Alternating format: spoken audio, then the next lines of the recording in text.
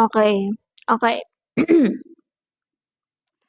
I'm gonna discuss about using an ultraviolet exposure sa lashes extension. Okay? I have this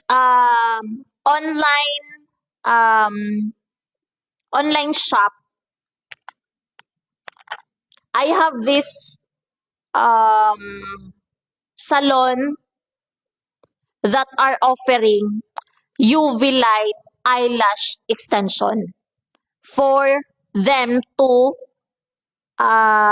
detach for them to attach the glue from its natural lashes. Merong nag-o-offer ng ganyan sa mga clients na mga salon.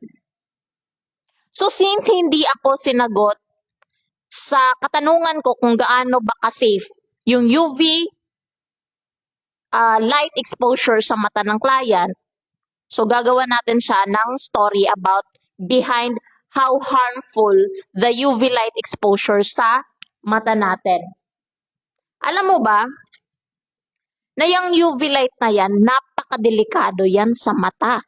It can also lead you to a cancer develop. Yes. Pwede kang magkaroon ng cataract dyan and it will lead you to blindness. Hindi ko alam kung sino nag-invento ng glue niyan at ng LED lamp na yan para sa extension. Bakit nila ginawa yan? At hindi man lang sila tumingin kung gaano ka-safe yan at ka-harmful sa mata ng tao. Malalaking brands